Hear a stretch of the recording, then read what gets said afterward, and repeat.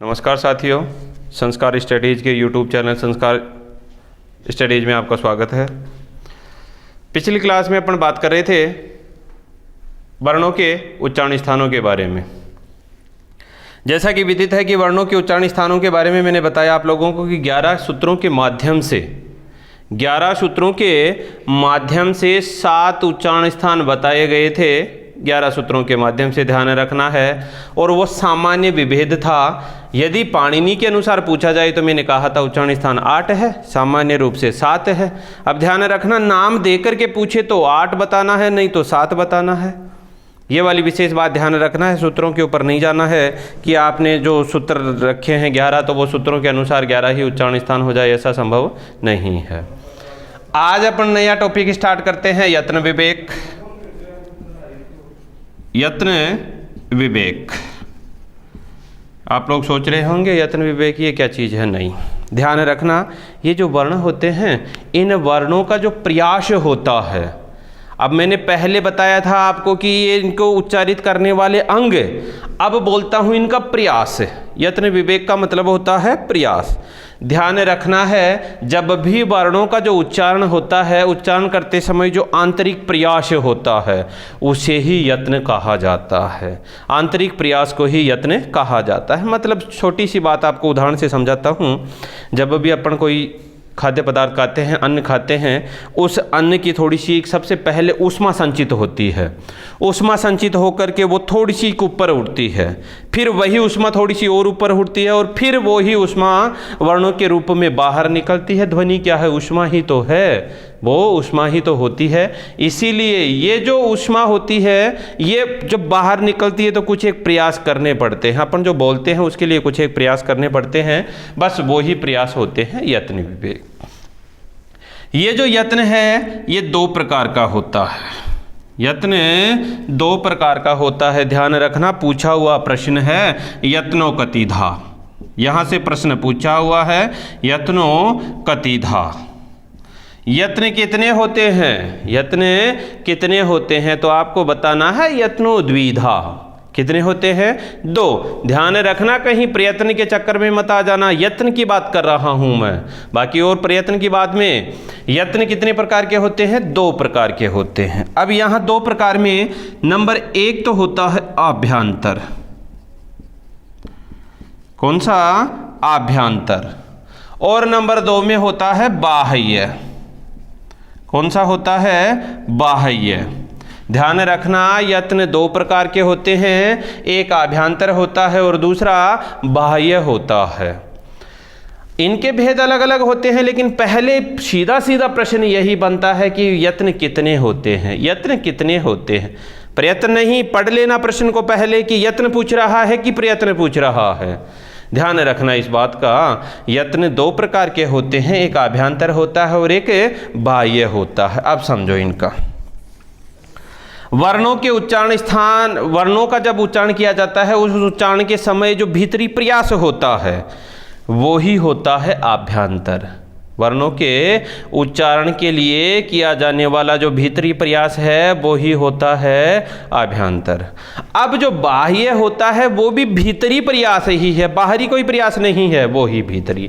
यहाँ वर्ण बनने से पहले, मतलब ऊष्मा संचित होने से पहले का प्रयास है और ये ऊष्मा संचित होने के बाद का। यहाँ वर्ण बन जाता है, यहाँ बनने की प्रोसेसिंग होती है। ये वाली बात ध्यान रखना है। अर्थात कह सकते हैं कि ये दोनों ही कैसे हैं? भीतरी प्रयास। कैसे हैं? भीतरी प्रयास हैं दोनों ही भीतरी प्रयास है, आंतरिक प्रयास है जिसे कह सकते हैं। वर्णों के उच्चारण में किया जाने वाला आंतरिक प्रयास ही क्या कहलाता है? यत्न कहलाता है। एक वर्ण के उच्चारण से पूर्व होता है और एक वर्ण के उच्चारण के बाद होता है। मतलब वर्ण निष्कासित होता है उस समय की बात है। ये वाली बात आप लोगों को ध्यान रखना है। समझो दोबारा, यत्न विवेक में कहा कि यत्न कितने प्रकार के होते हैं? यत्नो द्विधा। यत्न कितने? 2 प्रकार के। अब कौन कौन से? एक आभ्यंतर हुआ और एक बाह्य हुआ। अब एक एक को पढ़ते हैं इनमें।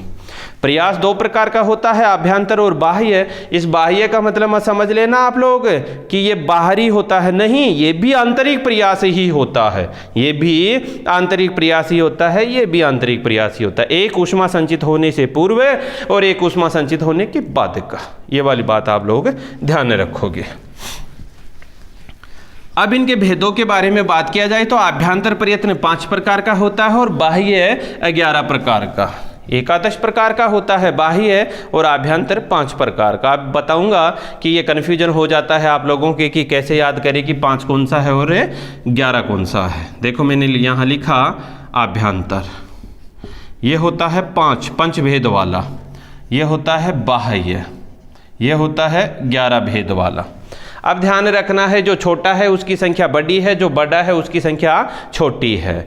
आपको ये तो याद रह जाएगा कि एक 5 और एक 11 अलग अलग होते हैं, लेकिन ये भूल सकते हो कि 5 कौन सा है 11 कौन सा है। जो छोटा होगा वो बड़ा होगा, जो बड़ा होगा वो छोटा होगा, बस इतनी सी बात। ये लॉजिक मेरे लॉजिक के हिसाब से है, आप लोग अपने हिसाब से कैसे भी देख लेना, इसको जैसे याद रहे, बस मैं तो ये चाहता हूँ याद रह जाए ये वाले, क्योंकि पूछा हुआ प्रश्न है, यहाँ से डेफिनेट एक प्रश्न बनता है, क्योंकि ये तो यत्न है और यत्न से अभी जो 2018 वाली जो इसको लेक्चरर की एग्जाम हुई थी उसमें भी यही प्रश्न बना था, यत्न कितने होते हैं, यत्नों से संबंधित प्रश्न पूछा था 2 प्रकार वाला।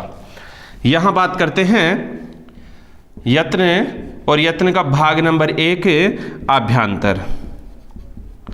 अब एक चीज काम की आपको लोग बताऊं मैं, इस आभ्यंतर को ही प्रयत्न कहा जाता है, जो आभ्यंतर है इसे ही प्रयत्न कहा जाता। अब ध्यान रखना कि जो यत्न पूछा है 2 प्रकार का और ये आ गया प्रयत्न, दोनों को प्रयत्न नहीं कहा जाता है, बाह्य को प्रयत्न नहीं कहा जाता, केवल और केवल आभ्यंतर को ही प्रयत्न कहा जाता है। ये वाली बात आप लोगों को ध्यान रखना है, समझे मेरी बात। कुछ यहाँ कहा यत्न 2 प्रकार के, कौन कौन से, आभ्यंतर और बाह्य। मैंने कहा आभ्यंतर, इस आभ्यंतर को ही प्रयत्न कहा जाता है।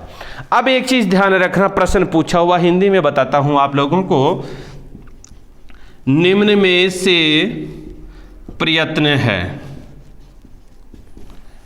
निम्न में से प्रयत्न है। अब सुनना इधर, आभ्यंतर, फिर है बाह्य, फिर नंबर 3 पे है ए व बी दोनों, और यहां केवल ए। अब सुनो, यहां छोटा सा प्रश्न है, प्रयत्न होता है, आभ्यंतर होता है, बाह्य होता है, ए और बी दोनों होता है और केवल ए होता। अब ज़्यादातर विद्यार्थी क्या करते हैं, यहाँ उत्तर देते हैं डायरेक्ट कि प्रयत्न की बात कर रहा है, प्रयत्न तो दोनों ही है, आभ्यंतर और बाह्य। लेकिन मैंने क्या कहा, अभी आप लोगों को बताया है, आभ्यंतर होता है इससे ही प्रयत्न कहा जाता है, केवल आभ्यंतर को ही प्रयत्न कहा जाता है, दोनों को नहीं। यत्न दोनों को कहा जाता है, प्रयत्न केवल आभ्यंतर को कहा जाता है। यत्न कह दो दोनों को, कोई समस्या नहीं, लेकिन प्रयत्न तो केवल आभ्यंतर ही होगा। अब सुनो, यहां इस आभ्यंतर प्रयत्न के कितने भेद बताए, 5 भेद। इसके 5 भेद बताए हैं मैंने। कितने भेद, 5 भेद, क्योंकि 5 भेदों में ही तो वर्णों को व्यवस्थित किया गया है। तो एक बार इन 5 भेदों के बारे में अपन बातें कर लेते हैं। बड़ा इजी है, कोई गंभीर होने का टॉपिक नहीं है, खूब आसान, जिसको कह सकते हैं इजी वे में समझने वाला ही टॉपिक है ये। यहाँ जो आभ्यंतर, जिसको कहा प्रयत्न, ध्यान रखना है, प्रयत्न की बात करें केवल आभ्यंतर, यत्न की बात करें दोनों आभ्यंतर और बाह्य। यहां 5 भेद मैंने बताए हैं आपको। तो सबसे पहला स्पृष्ट, सबसे पहला स्पृष्ट, नंबर 2 पे ईषद स्पृष्ट, नंबर 3 पे ईषद विवृत, नंबर 4 पे विवृत और नंबर 5 पे समृत। ध्यान रखना है यहाँ पर जो अभ्यंतर जो प्रयत्न होता है, अब ऐसे पूछ लिए कि प्रयत्न कितने प्रकार का होता, प्रयत्न, यत्न ही प्रयत्न, तो ध्यान रखना है कि मोस्टली इसमें आपको ऑप्शन मिलेगा 5 का। तो प्रयत्न तो 5 प्रकार का हुआ, कौन कौन सा, स्पष्ट हुआ, ईषद स्पष्ट हुआ, ईषद विवृत हुआ, विवृत हुआ और समृत हुआ, ठीक है। और अगर मान लो आपको यत्न पूछे तो 2 ही लगाना है, और गलती से अगर मान लो इसने पूछा कि प्रयत्न कितने हो और संख्या केवल और केवल 2 ही दी है, तो आपको केवल 2 ही लगाना है। अगर दिया है 2 तो नहीं, तो मोस्टली तो ऑप्शन के हिसाब से तो 5 होना चाहिए, ठीक है। यहां बात करते हैं स्पृष्ट की। इस स्पृष्ट को अपन कहते हैं स्पर्श भी, क्या कहते हैं, स्पर्श भी। और जब अपन ने व्यंजनों के बारे में पिछली क्लास में पढ़ा था, तब मैंने आप लोगों से कहा था कि स्पर्श व्यंजन कितने होते हैं। स्पर्श व्यंजनों की संख्या होती है 25।